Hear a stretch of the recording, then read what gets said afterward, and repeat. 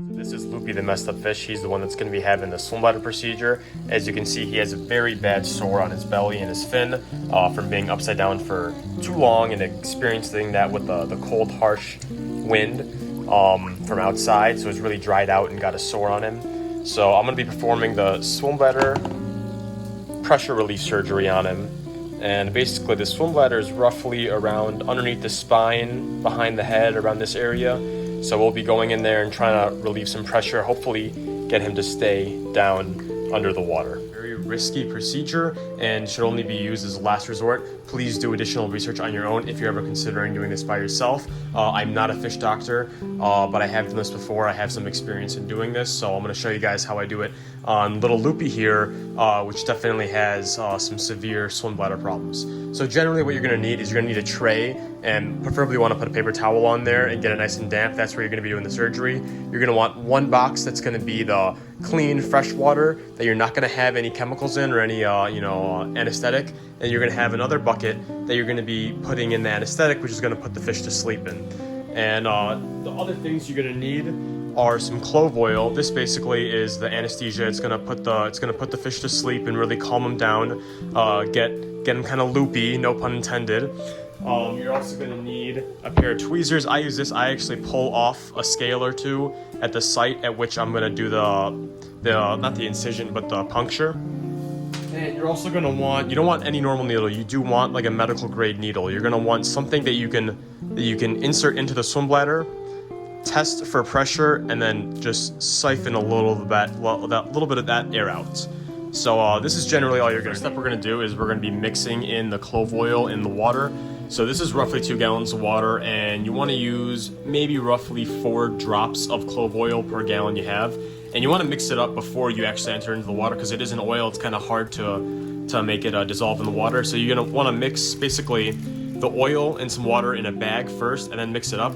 So this is 2 gallons, so I'm going to do 8 drops in this bag. We're going to just add in a little water in here. I'm going to close the bag up just so I can really mix it in this water easily. Then I'm going to add it back into this bucket. So now we have it in here. Let's just give it a good little mix.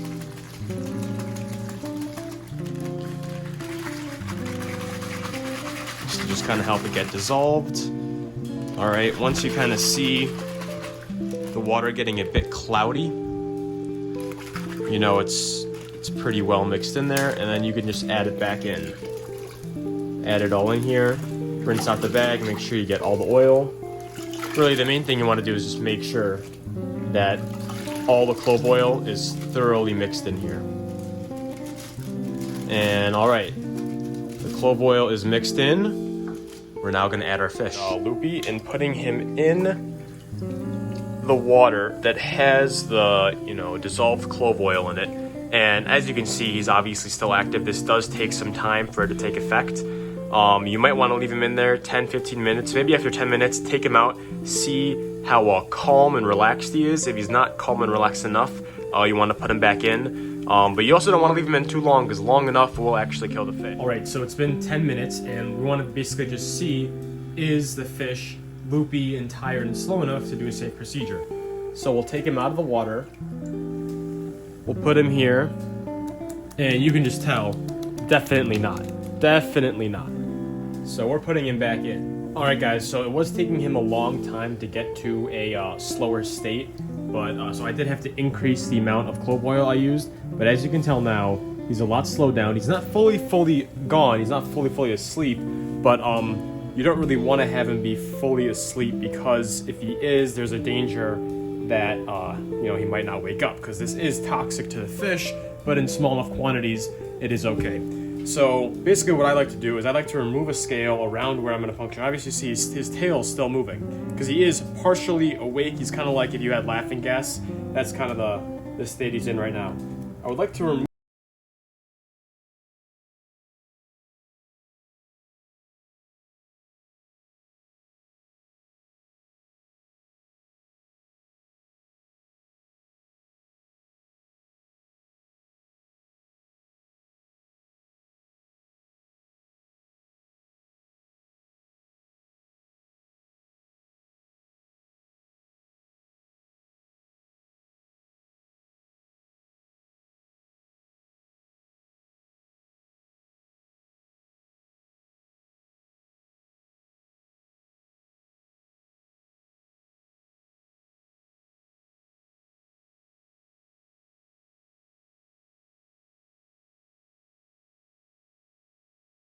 And we're going to be puncturing the fish at that point.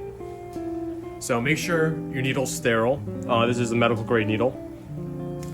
And you're gonna have to be very careful if you're gonna have to resort to doing this, because there's a very specific point at which the swim bladder is, and you want to hit that point, and you'll be able to tell that it's there if you can get a little bit of a pull from the needle.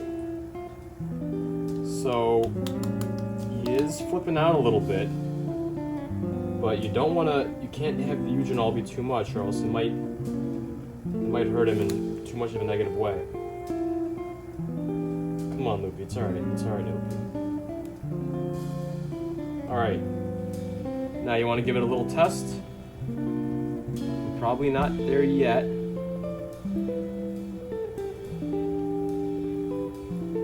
Alright, now I am pulling some air out. I can feel the vial definitely is sucking air out of the fish. Now, you don't want to pull out too much, but you want to pull a good amount. It's easier for them to stuff air back in. So, I'm going to keep it at this.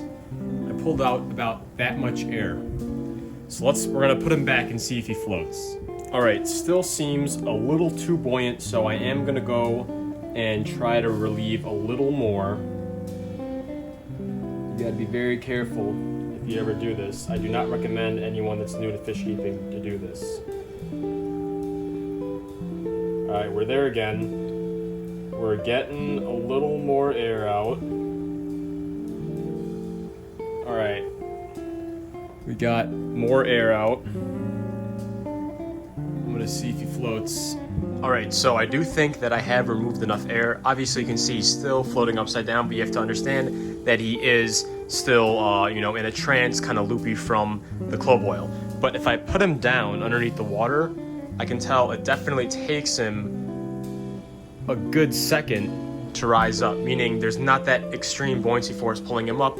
And if I check the abdomen, the pressure is a lot less. Before, the abdomen was extremely tight, but I can feel it now.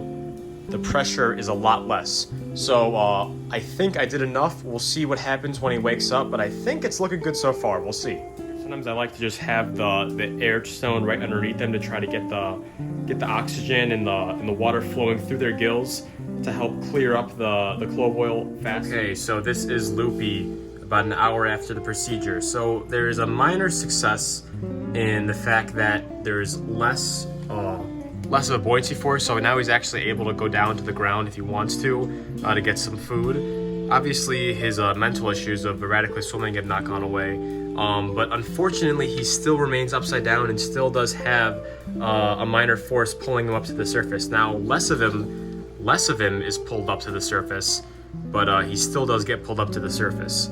So I wouldn't call the surgery a complete success. Yes, it had its successes with making him able to go down a little further now, but obviously he will remain near the surface when he's relaxed, and the goal was to get him off the surface when relaxed. And unfortunately, we were not able to do that, but at least we did have some success, and at least I did not mess up horribly and kill him. So those are the two positives.